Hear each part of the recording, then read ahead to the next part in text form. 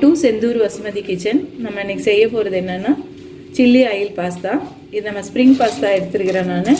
400 grams இது.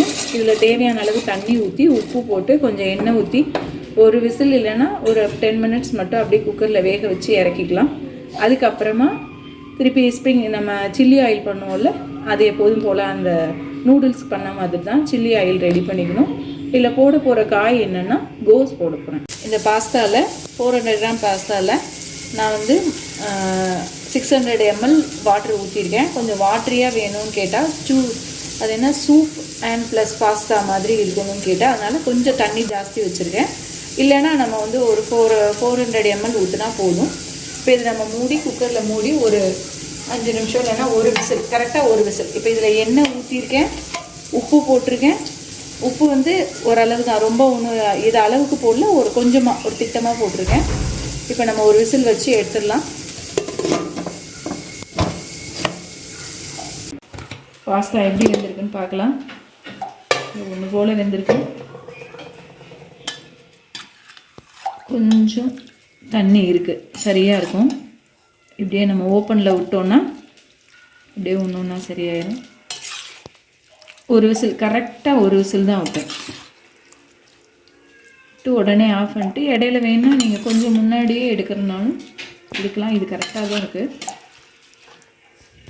ஒரு பெரிய வெங்காயத்தில் சின்ன சைஸு அது மட்டும் போட்டு கொஞ்சம் வதக்கி வச்சுருக்கேன். சும்மா இது வந்து கோஸோடு சேர்ந்து போட்டுக்கிறதுக்காக தான். ஒரு முட்டைக்கோஸில் பாதி, மீடியம் சைஸ் முட்டைக்கோஸில் பாதி முட்டைக்கோஸை துருவி போட்டிருக்கேன் நான். இது ஃபுல்லாக வேகணும்னு இல்லை, சும்மா கொஞ்சம் நச்சுன்னு இருந்தால் தான் நல்லாயிருக்கும். கொஞ்சமாக மிளகு தூள் போட்டிருக்கோம் கோஸோட, சும்மா லைட்டாக வதங்கினா போதும். கரம் மசாலா கொஞ்சம் போட்டிருக்கேன். இதில் நம்ம வேணுன்னா இன்னும் கொஞ்சம் போட்டுக்கலாம்.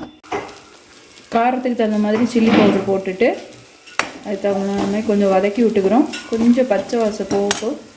இது கூடவே கொஞ்சமாக தண்ணி ஊற்றுறோம். இது வந்து அந்த கிரேவி மாதிரி வர்றதுக்காக, சூப்பி நூடுல்ஸ் மாதிரி சூப்பி பாஸ்தாவாக வேணும் அப்படிங்கிறதுக்காக பண்ணுறோம். வெந்நீர் கொதிச்சதுக்கப்புறமா அப்படியே நம்ம கொஞ்சம் ஆஃப் பண்ணிக்கிறோம். பாஸ்தாவில் நம்ம வந்து கொஞ்சம் நான் எக்ஸ்ட்ரா ஹாட் வாட்டர் கொஞ்சம் ஊற்றிருக்கேன். அந்த முதல்ல இருந்ததை விட இன்னும் கொஞ்சம் ஊற்றிருக்கேன். நம்ம வேணும்னா திருப்பி சேர்த்துக்கலாம். ஒரு மாதிரி க்ரீமியாக இருக்குது. அதை நம்ம அடுத்து அந்த வச்சிருந்த கோஸ் அந்த மசாலா அதை போடுறோம். கொஞ்சம் அப்படியே சேர்த்து விட்டுக்கலாம். பாஸ்தா உடையாமல் அப்படியே கொஞ்சம் சேர்த்து விட்டுக்கலாம். இது மேலே நீங்கள் வேணும்னா இன்னும் கொஞ்சம் கெச்சப்போ இல்லை டொமேட்டோ சாஸோ ஏதோ ஒன்று நம்ம வேணும்னா போட்டுக்கலாம்.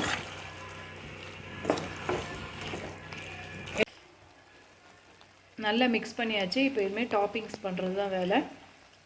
இதோட நம்ம பாஸ்தா ரெடி ஆக போகுது.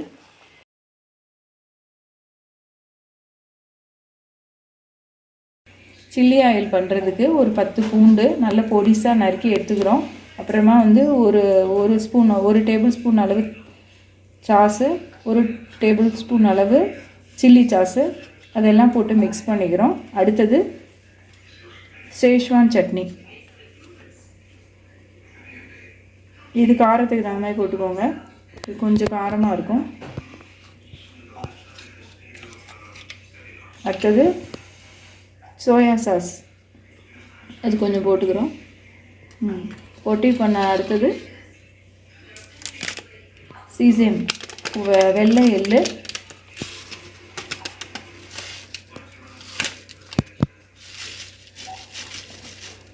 இது கூட கொஞ்சம் போட்டுக்கலாம். எங்கள் வீட்டில் டேஸ்ட்டு பிடிக்கும். இது நீங்கள் ஒரு டேபிள் ஸ்பூன்னாலும் குறைச்சி போட்டுக்கிறனாலும் குறைச்சி போட்டுக்கோங்க. 1/2 டேபிள் ஸ்பூன் போட்டாலும் ஓகே தான்.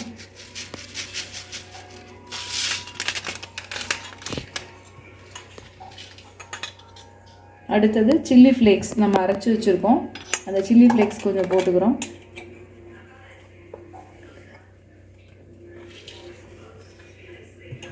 அடுத்தது பெப்பர் கொஞ்சம்,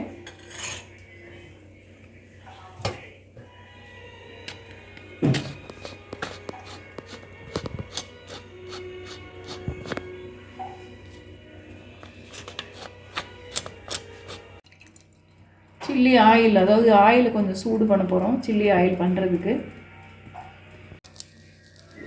எண்ணெய் நல்லா சூடானோன்னே அப்படியே போய் ஊற்ற போகிறோம்.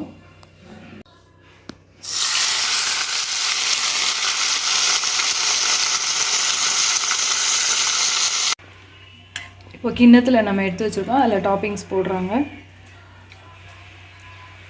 சில்லி ஆயிலோட டாப்பிங்ஸு.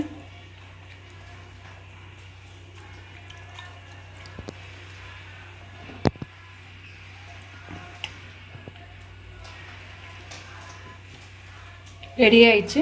ட்ரை பண்ணி பாருங்கள், டேஸ்ட் பண்ணி பாருங்கள், லைக் பண்ணுங்கள், சப்ஸ்கிரைப் பண்ணுங்கள். தேங்க்யூ ஃபார் வாட்சிங்.